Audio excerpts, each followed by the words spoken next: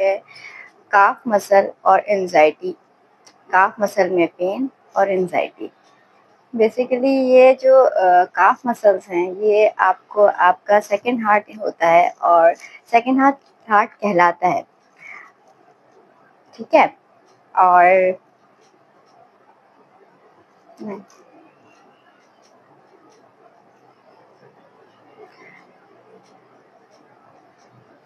Hello दोस्तों, आज मैं काफ मसल और एंजाइटी के हवाले से बात करूँगी, जिसमें सबसे इम्पोर्टेंट है आपका काफ मसल्स, क्योंकि काफ मसल का सीधा ताल्लुक आपकी एंजाइटी से है। और एंजाइटी जो एंशियस ब्रेन है हमारा, बेसिकली वो हार्ट को धीरे धीरे आहिस्ता आहिस्ता स्क्यूज कर रहा होता है, दबा रहा होता है। अंदर ही अंदर थॉट प्रोसेस बहुत चल रहे होते हैं, जिसका इफ़ेक्ट सबसे ज़्यादा आपके चलने वाले मसल्स पर, काफ मसल्स पे आता है और थाई मसल पे आता है। काफ मसल्स को सेकंड हार्ट कहा इसीलिए जाता है कि वो हार्ट को सपोर्ट करता है। अब हम अगर एंजाइटी को क्योर करने की तरफ जाएंगे तो हम डायरेक्टली हार्ट को नहीं पकड़ सकते। हम उन मसल्स पे काम करेंगे जिसके थ्रू हम अपने हार्ट को, अपने लंग्स को मजबूत कर सकते हैं।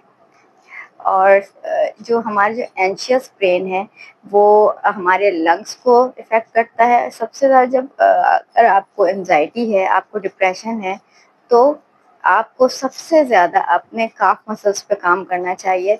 और उसमें आप सबसे पहले काफ मसल्स को, आप जब तक आप बहुत ज़्यादा सिम्टम्स को नहीं जानेंगे तब तक आप अपनी बीमारी को, किसी भी डिजीज़ को क्योर नहीं कर सकते। तो अगर आप चाहते हैं कि आप अपनी एंजाइटी को हम कैसे डिफाइन करते हैं, एंजाइटी क्या है? एक अजीब सी बेचैनी है जो पल्पिटेशंस को बढ़ा देती है।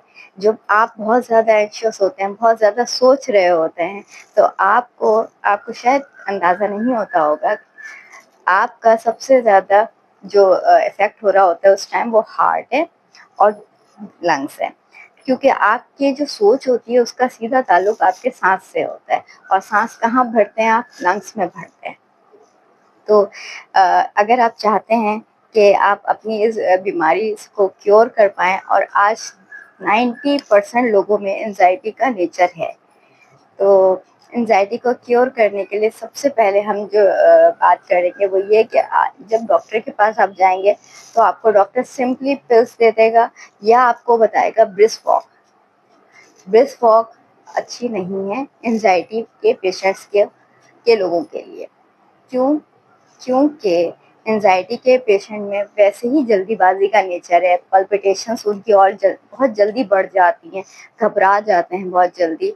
तो उनको अगर आप ब्रिस्क वॉक बताएंगे तो ऑब्वियसली वो तेज तेज वॉक करने में, तेज तेज सोचेंगे भी, सोच भी उनकी तेज चलेगी।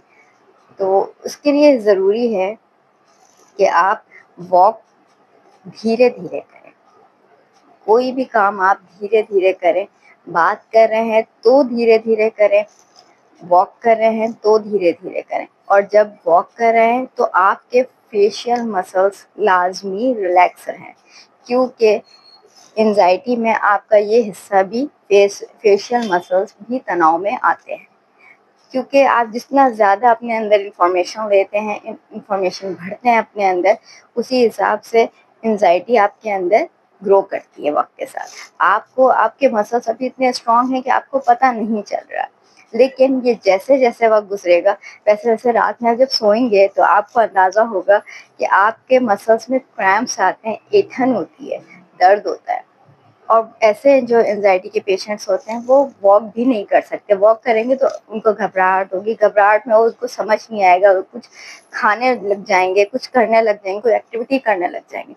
तो ये हाइपर एक्टिविटी और ये एंशियस नेचर को ज़ाहिर करती है। काफ मसल का पेन आपको बताता है कि आपकी कितनी एंजाइटी है।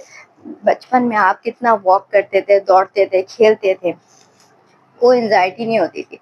तो बेसिकली अगर आप चाहते हैं कि आप अपने इस बीमारी से निकल पाएँ, तो सबसे पहले जो इम्पोर्टेंट चीज़ है वो है आपका वॉक। और योगा सिस्टम में एक आसन है जो कि जिसको हम ताड़ आसन कहते हैं। ताड़ आसन basically heel up and down होता है, ठीक है। वो उस अब देखें, जितने भी योगा के आप पोजेस देखेंगे, आसन देखेंगे, उन सब में आप एक चीज को ऑब्जर्व करें कि उसमें कितना ठहराव है।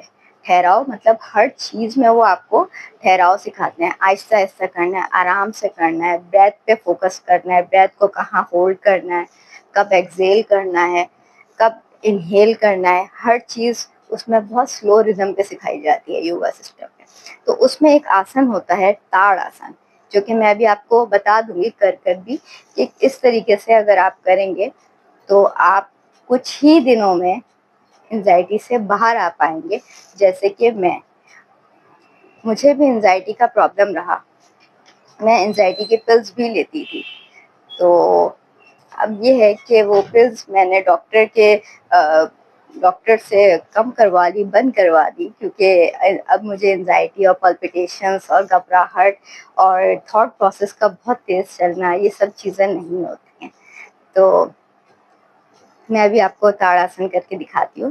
ताड़ासन हील अप एंड डाउन होता है। दूसरा है हील अप एंड डाउन के अलावा जो आप प्रैक्टिस करेंगे सुबह शाम, सिर्फ 10 मिनट में आप इस चीज़ को, तो खुद ब खुद आपका जो थॉट प्रोसेस है वो भी स्लो डाउन होने लगेगा, और आपका जो काफ मसल का पेन है वो भी आहिस्ता आहिस्ता करके कम से कम हो जाएगा। जी, मैं आपको दिखाती हूँ ताड़ासन कैसे करते हैं।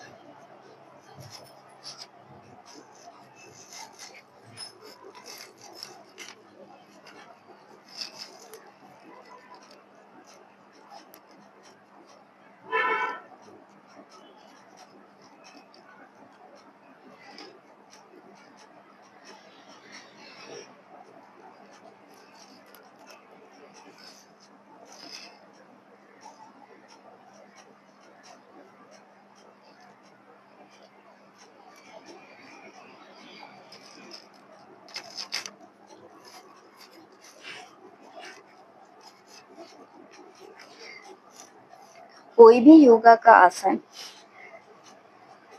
एक्चुअली वो थेरेपी के लिए करना चाहिए। आपको रोजाना योगा करने की, रोजाना आसन प्रैक्टिस करने की बहुत ज़्यादा ज़रूरत नहीं होती है कि आप रोजाना सूर्य नमस्कार करने लग जाएं और आसन परफॉर्म करने लग जाएं डेली, पसीने निकाले सुबह सुबह उठकर अपने। ऐसा नहीं है। थेरेपी के एंगल से अगर आप कोई भी काम करते हैं किसी भी योगी के कंसर्न से, वो आपके लिए बेस्ट है। ठीक है, अब हमारा जो टॉपिक था वो मैंने उस पर काफ़ी हद तक आपको बता दिया है, और आगे भी हम इस हवाले से बात करेंगे कि काफ मसल्स को के लिए तो हमने ये बता दिया आपको एक्सरसाइज। अब लंग्स को कैसे हील करना है, लंग्स पे कैसे काम करना है, इसमें हम मज़ीद बात करेंगे आगे के टॉपिक्स में। आज के लिए बस इतना ही। खुदा हाफिज़।